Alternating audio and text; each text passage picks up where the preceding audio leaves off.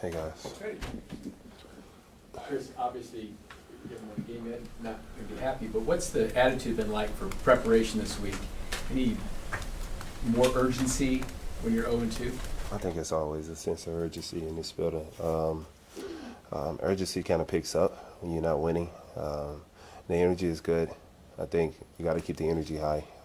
Still first quarter of the season. Can't get down on ourselves. We got to continue to push each other, get the best out of each other, and tighten up on the details. What did you see from the Giants' passing game last week? Russell Wilson had a huge game. Played lights out. I think he had 400 passing yards. Definitely put themselves in a position to win. Just when you're facing a kicker who can kick a 70-yarder, it's just tough. But I think the offense played really, really well. Malik is a heck of a receiver. Russell Wilson is, you look at his PFF report, he's probably one of the best deep ball throwers in the game right now.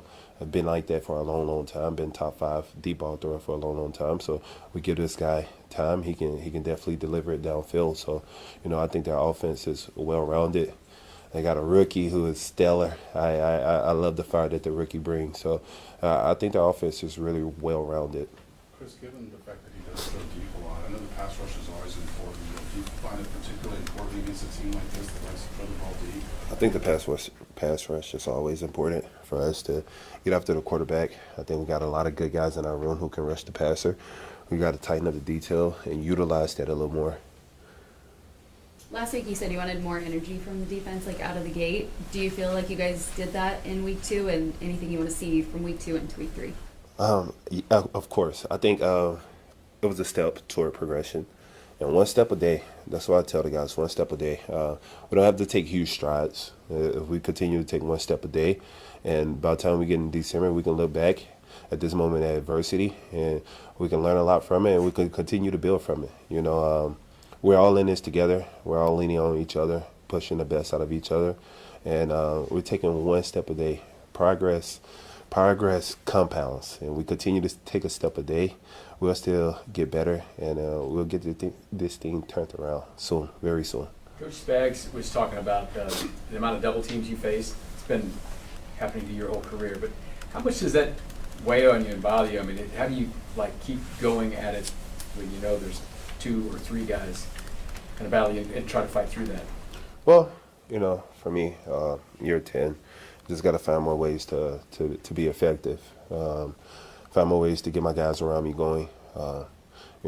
Once I get those guys going, it can free me up, and I'm able to win a one-on-one.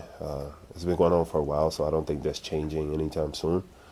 And if they don't double team me, then I got to win my one-on-one. I got to find a way to be effective. So it's a catch-22. Chris, what could a turnover, maybe even 2 turnovers on Sunday do for you guys as a unit, considering how much improvement you guys showed last week? Well, improving, we're just going to continue to improve, continue to take this step forward week in and week out. Individually, also as a group, offense, defense, special teams. I think it's all imperative that we continue to progress. But I think turnovers affect the game, completely change the game, and I think as a defense, we got to find ways to create more turnovers, give the ball back to Pat and Coach Reed, and we got a lot of trust in those guys. If we get the ball back to them, there's points will be generated. Couple more. Chris, with the fact that you guys held the Eagles to one of their lowest offensive outputs since 2020, how do you kind of take that and use that for this week? Well, I look at it as a lot of areas that we can get better at. When you watch film, it's never really as good as you think. It's never really as bad as you think, but there's always room for improvement. So that was a step forward from the first game. I think we didn't play to our standard the first game, so we came out the second game. We took a step forward, and we just got to continue to make those steps throughout the season.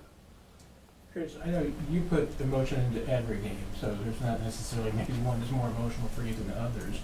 but this one, it seemed like there was a lot of trash talking and frustrations on maybe both sides. Yeah, the clip that was going around, it wasn't because of the touch push. It was because of an inside zone that was ran like 5 to 6 times. I never once complained about the touch push on the sideline. We actually stopped the touch push. If you look back, we stopped it multiple times.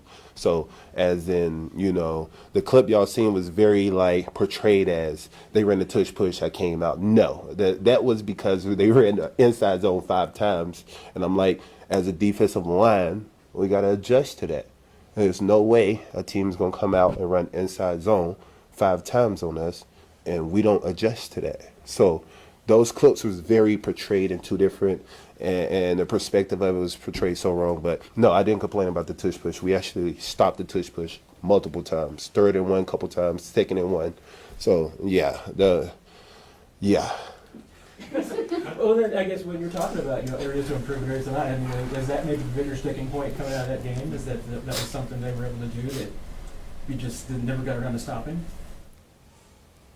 Say that again. Maybe I didn't phrase that the best way, but so that was maybe more of the frustration in that game was that particular play, not anything. Yeah, we wasn't complaining about the tush push. The only thing about the tush push, whether it was an offsides or not, we can't judge that. We're not refs, but we can't. We never complain about the tush push. We stopped the tush push. We had plans for the tush push. We stopped it multiple times.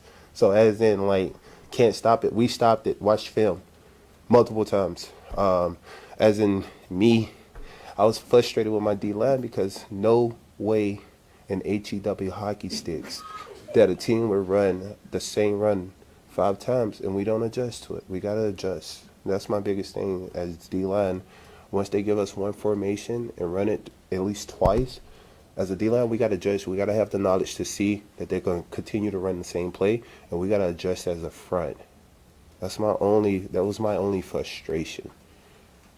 Last one, anyone? Chris, I know that the back end didn't feel like they had a great game, but what did you make just so that they were able to bounce back last week? I mean, listen, it's areas for improvement, front end, back end, all around defense. I mean, how many passing yards we give up? That's why I asked the question. We gave up, 101 passing yards? And I have so much respect for those receivers on the Philadelphia Eagles. You got Devontae Smith, who used to be a Heisman.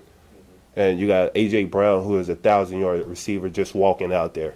And we gave up 100, so there's no complaining there. Those back-end guys, how much better we want them to be? These are 2 number 1 receivers in this league, 2 top 10 receivers in this league. We gave up 100 yards. Y'all have a beautiful day.